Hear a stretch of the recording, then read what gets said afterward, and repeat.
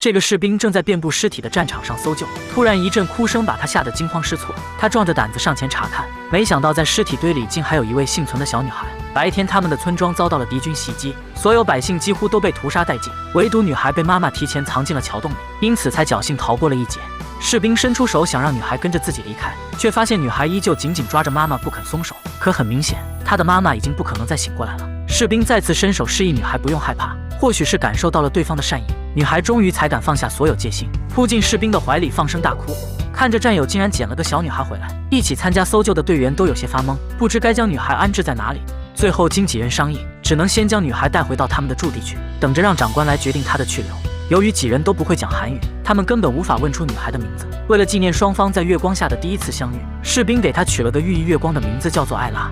第二天，士兵就带着艾拉找到了长官，然而长官却表示，现在到处都是战事频生，单独送一个女孩离开反而会更加危险，只能等大部队抵达安全的城市后，再将她送到当地的孤儿院去。但在这之前，女孩就只能先由捡到她的苏莱曼负责照顾了。当天下午，他们就接到了转移的命令，艾拉也被带进队伍中前行。可就在半路上，其中一辆吉普却突发了故障，启动不了。为了不耽误行军的速度，苏莱曼与他的小队被命令留了下来，等车子维修完再加速赶上去与部队会合。可没想到，大部队才刚刚远离，他们这里就突然遭到了敌军的袭击。苏莱曼赶紧将艾拉藏进车底，随即拿起武器进行反击，但敌军的火力实在太过凶猛，很快便打得他们的小队伤亡惨重。情急之际，苏莱曼将汽油倒进瓶子里，塞到轮胎中，制作成了简易炸弹。爆炸不仅阻挡住敌人的进攻，同时也给远处的友军发出了求救信号。在与敌军的血拼中，苏莱曼不慎肩膀被重重扎了一刀，好在部队及时回援救下了他。确认躲在车底的艾拉仍安然无恙后，苏莱曼才敢放松警惕，闭上了眼睛。等他醒来时，已经是第二天的下午，而艾拉就这样在床头守了他一天一夜。看到救命恩人脱离了危险，艾拉的脸上也第一次露出了孩子该有的笑容。但由于目前战事吃紧，替艾拉寻找孤儿院的事也只能一直被搁置。好在长官没有忘记被捡回来的女孩，时常会让人带一些生活用品过来，让艾拉即便待在这里也能够衣食无忧。军营里自从多了艾拉的存在，让这群背井离乡奔赴战场的士兵们，即便是在寒冷的冬天也感受到了一丝温暖。而苏莱曼对艾拉的照顾更是无微不至，察觉到艾拉因为长发总是会头皮发痒，苏莱曼即便半夜挑着灯，都会耐心的来帮她整理。见艾拉不愿剪去长发，苏莱曼就带着战友们纷纷围上毛巾来陪他一起剪头发。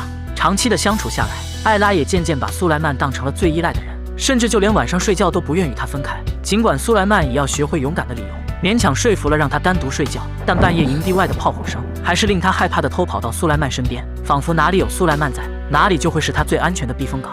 为了能够与艾拉更好的沟通，苏莱曼一有时间就会来教他读书识字，但每次翻看到关于家人的那一页，苏莱曼总会刻意的避开这些词汇，害怕艾拉会因此想起他那些死在战火中的亲人。只是令苏莱曼没想到的是，尽管他已经很努力的在规避，艾拉还是通过录像带学到了这些词汇。于是在苏莱曼又一次想翻开那些插画时，艾拉伸出手阻止了他。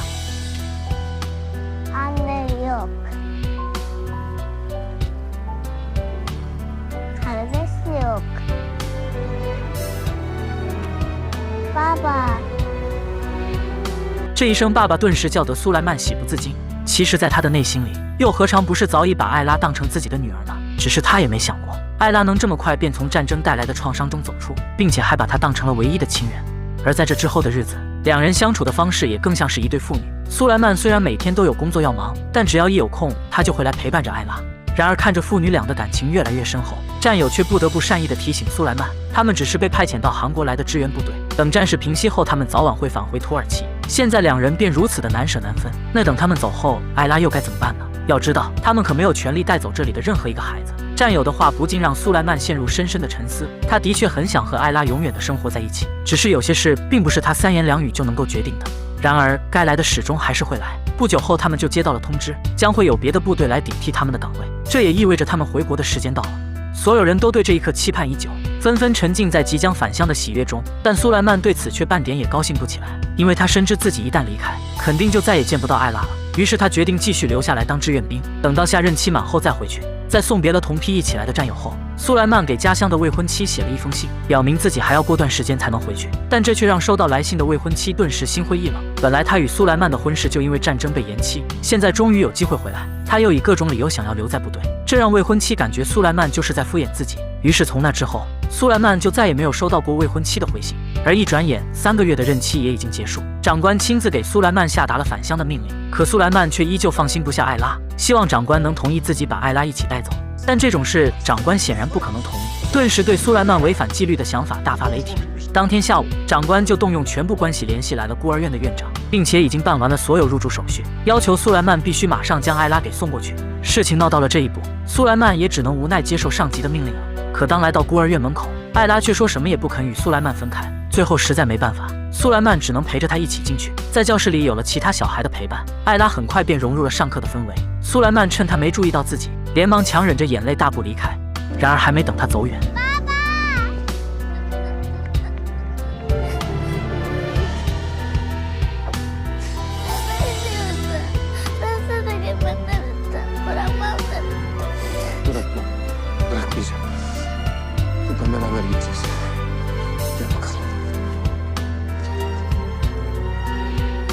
苏莱曼找来一个大号的行李箱，让艾拉能够藏身其中。他决定要带着女儿一起离开。来到军队的登船处，虽然有些疑惑苏莱曼居然带了这么大的行李箱，但好在检查人员并没有为难他。可还不等苏莱曼顺利登船，战友带着孤儿院院长便追到了这里。显然他们已经发现艾拉不见了。几人夺过苏莱曼紧紧拽着不放的行李箱，艾拉正一脸无助地躲在其中。最终他们还是没有逃过分离的命运。为了不让女儿伤心，苏莱曼承诺艾拉，等战争一结束便会来接她回家。艾拉哭着点点头，也相信再过不久便能够与父亲见面。可谁又能想到，父女俩的这一别，竟差点成为了永别。苏莱曼在轮船上辗转了半个多月，又乘坐了数日的火车，终于跨越8000公里回到了故乡。曾经的兄弟一大早便在这里等着接应他，可他的未婚妻却迟迟没有出现。这时他才从兄弟口中得知，不想再等他的未婚妻已经嫁给了别人。苏莱曼有些难以置信地找到曾经的未婚妻，但未婚妻给出的理由却是Onu da bu kadar zaman dönmezken düşünecektim. Ben sana söyledim, beni bırakma dedim. Ama sen o küçük kızı buradaki bu kızdan daha çok önemsedin. Bana bu nişanı taktılar. Sana da dilerim yeni madalyalar taksınlar.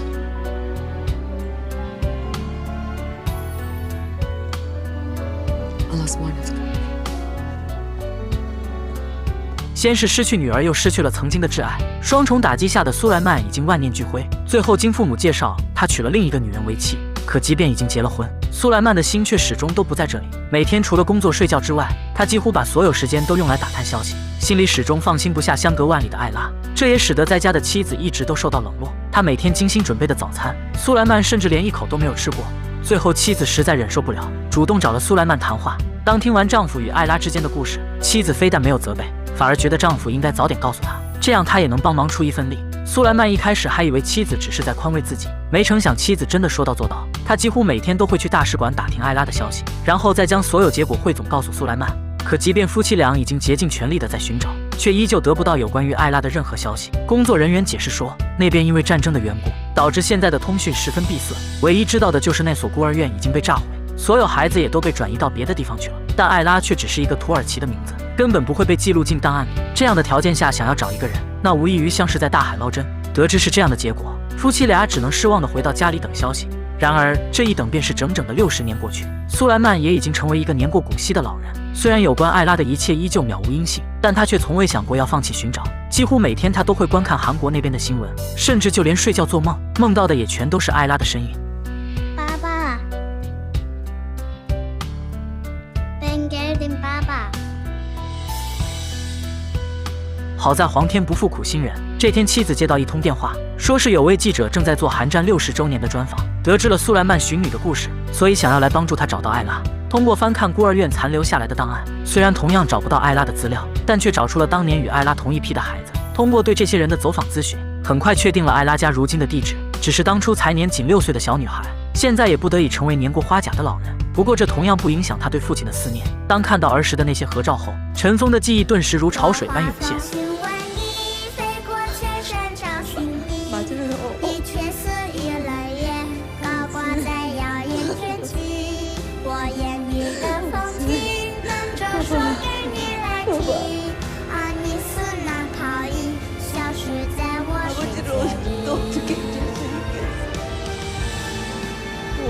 不久，苏莱曼在记者的陪同下来到了首尔。从1951年分别到2010年再度重逢，这段被搁置了60年的父女情终于得以延续。2万多个日夜的漫长等待，漫长到几乎贯彻了苏莱曼的整个人生。好在最终所有的等待没有给这位善良的父亲留下遗憾。